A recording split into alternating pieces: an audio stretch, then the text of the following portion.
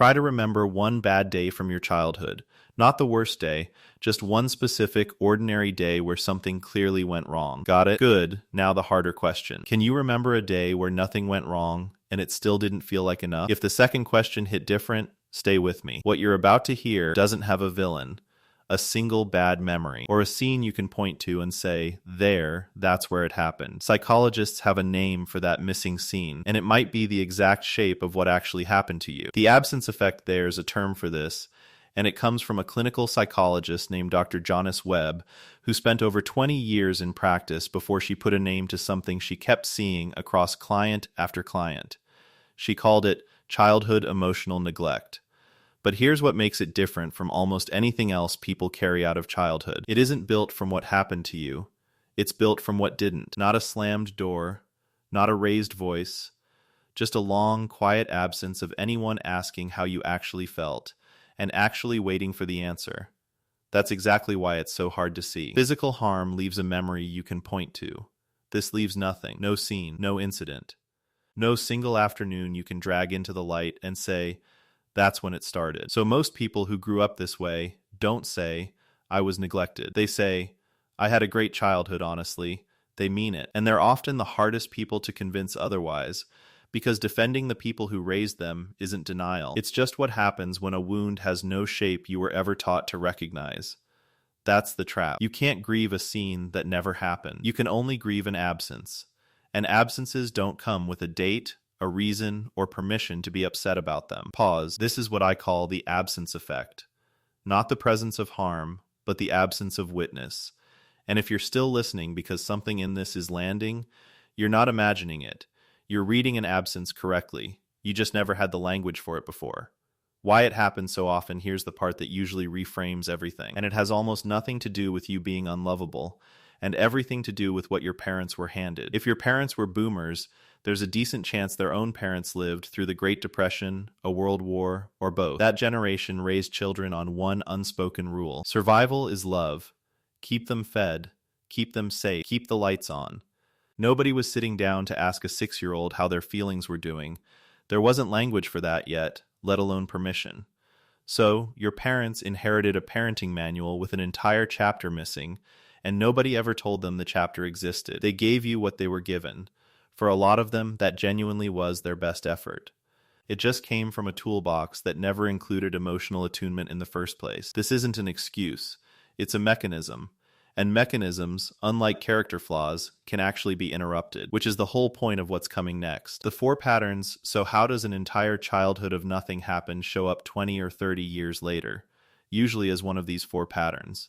See how many land. Pattern 1. You're the person everyone leans on, and you don't have a person of your own. You became remarkably good at reading a room, anticipating what other people need before they ask, because as a kid, that skill kept the peace. The problem is, it only runs in one direction. Somewhere along the way, you forgot to build the version of yourself that gets to lean back. Pattern 2. Competence became the only love language you trust. Grades, promotions, being the reliable one, not because you're vain about achievement, because achievement was the one thing that reliably got noticed. Feelings were invisible in your house. Results weren't. Pattern 3. I'm fine isn't a lie, it's a reflex. You say it before you've actually checked. Not because you're avoiding the truth, but because nobody ever taught you the second step. The part where you sit with a feeling long enough to name it. You learned the exit line. You never learned the language it was supposed to replace. Pattern 4. Distance feels safer than closeness, even when you don't want it to. If warmth was inconsistent or absent growing up, closeness can quietly register as unpredictable, even risky, while distance registers as familiar and survivable. So you may find yourself drawn to people who are just a little bit unreachable. It doesn't feel like a red flag. It feels like home. Pause. If you're recognizing yourself in more than one of these, that's not a coincidence.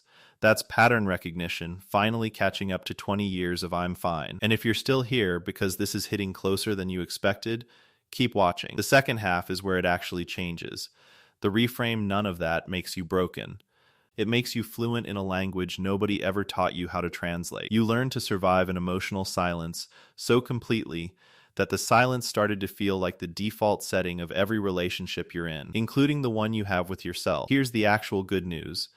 And it's the same principle Dr. Webb's own recovery work is built on. This was learned, which means slowly and with real effort, it can be relearned. Where you start not by confronting anyone, not by rewriting your childhood, just 3 small, specific practices. Practice 1. Build the vocabulary you were never handed. A few times a day, stop and ask yourself one honest question. What am I actually feeling right now, underneath what I'm doing? Not fine, not busy, an actual word. Tired, unseen, relieved, on edge. Here's what that looks like in practice. You're sitting in your car after work. Your default thought is, I just need to get home. Instead, pause, ask it. What am I actually feeling? Maybe the answer is depleted. Maybe it's invisible. Maybe it's nothing at all, which is also information. You're not performing therapy. You're building a muscle that was simply never exercised. Practice 2. Practice being helped on purpose. Next time someone offers, let them. All the way, without the reflexive "oh, you don't have to." Someone offers to grab you coffee. Your instinct says, no, I'm good. This time, say, actually, yes, thank you. Then notice the 3-second discomfort after. That discomfort isn't a sign you're doing it wrong. It's the exact muscle that atrophied, finally being asked to work again. Let the discomfort happen. Let someone carry something for you, literally or figuratively, without earning it first. Practice 3. Grieve the absence on purpose, because nobody's going to hand you permission for it. You're allowed to be sad about conversations that never happened, comfort that never came, a version of being known that you never got to have, even though, technically, nothing went wrong. Especially because nothing went wrong. That's not ingratitude. That's just honesty finally catching up to 20 years of I'm fine. Grieving an absence feels strange because there's no funeral for it, but give yourself the ritual anyway. Write it down. Say it out loud. Let yourself be sad about what wasn't there, without needing to prove it was bad enough to be sad about. If you made it this far without one clear memory to point to, no scene, no villain, just a long, quiet feeling that something was missing anyway. That feeling was never irrational. It was accurate. You were reading an absence correctly the entire time. You just didn't have a name for it yet. You do now. Tell me in the comments which of the 4 patterns hit closest. I read every one, and I promise you won't be the only person who recognizes themselves here. And if this is the first time someone's put language to something you felt for years without being able to explain it, send it to someone who might need the same words. Subscribe if you want more of this.